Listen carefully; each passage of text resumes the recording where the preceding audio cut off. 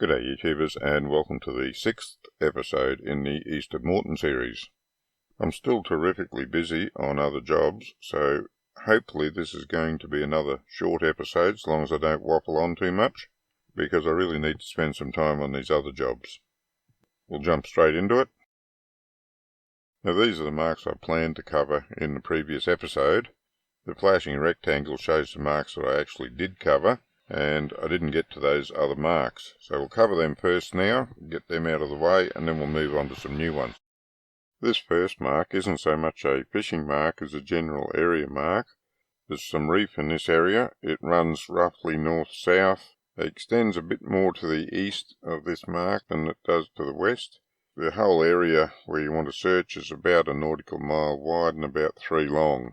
And mostly to the south of this mark. So from south of this mark down towards the special purpose buoy, the yellow one, and about a nautical mile wide with, say, about 3/4 of a nautical mile being to the east of this mark. It's a fair size area to search, but there is some good reef in the area.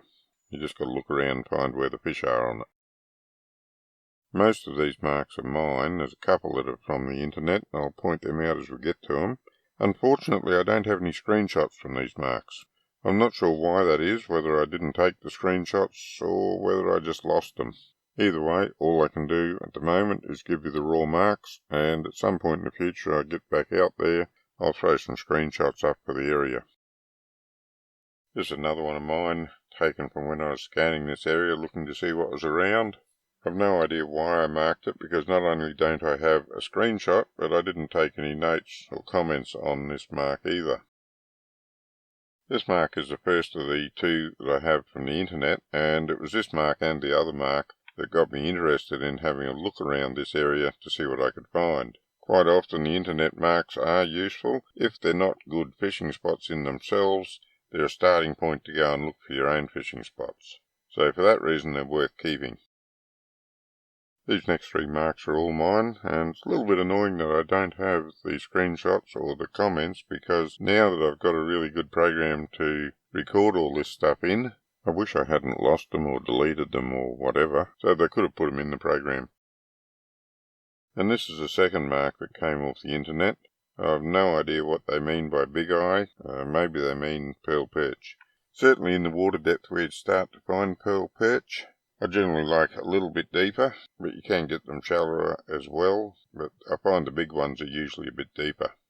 In any event, this is one of the marks that started me looking around the area, and I found the other marks that I kept through that. Most of this next group of marks aren't my marks. They're marks I picked up off the internet, although I have fished this area quite a bit in the past, going back a few years now, and a little bit recently, but not so much. I tend to find there's a lot of competition in this area these days. In any case, let's go through the marks, and I'll just point out the marks that I've put there, as opposed to the marks I picked up off the internet, but all of them are good marks to have a look around, because I know there's structure down there, I know there's fish down there in these general areas, so use these marks as a starting point and have a search around on your sounder until you find some fish. Just after I show you all these marks, I'll show you some of the bottom structure that's down there, and you'll get an idea of just whereabouts you should be searching around these marks.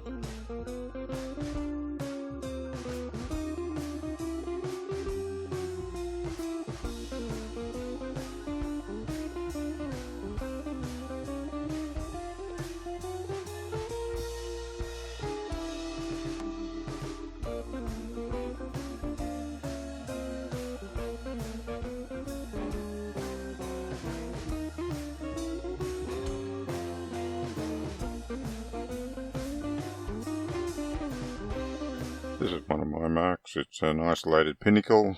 You'll need to zoom in on the bottom, and it's probably going to be a little bit hard to find. You should get it with some perseverance.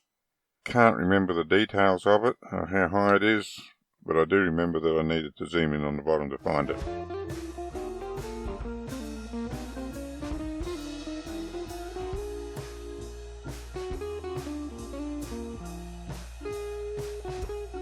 This is another small isolated pinnacle. On the bottom you'll need to zoom in on your sounder. Just focus on the bottom 20 metres and look around. As I said, it's isolated, but you should find it.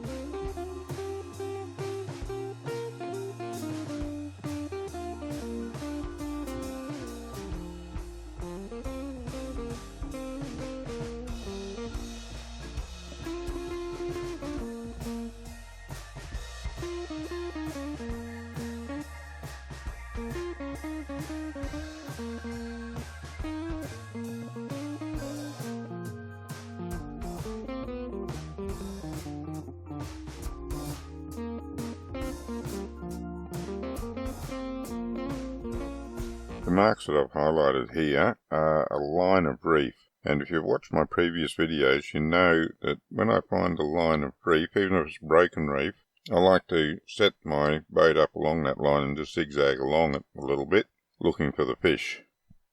It could be a shelf line, a line of patchy rubble, rocky reef, anything like that, and I like to follow the whole line until I find the fish. You can waste a lot of time and petrol, but on the other hand you can find some good fish as well.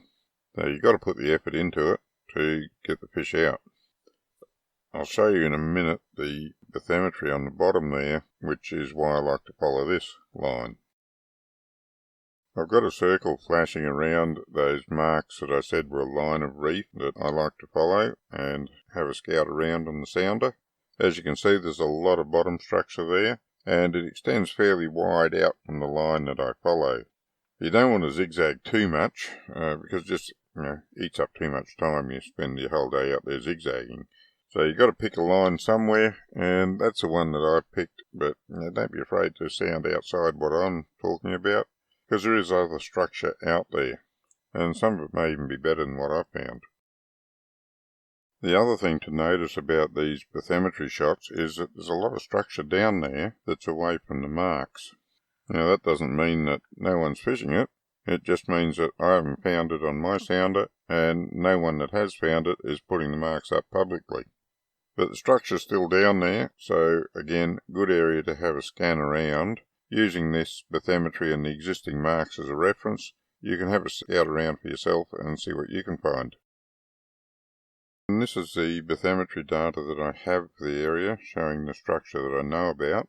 As you can see, it lines up pretty well with the marks that I've given you. So there is structure down there, there is fish down there. Might not be exactly on the marks, you've got to hunt around and find them. But the marks will give you a good starting point. And that's it. It's a short video this week. As I've mentioned before, I've got so much on at the moment that it's got to impact some things. One of the things it's impacting is the length of the videos.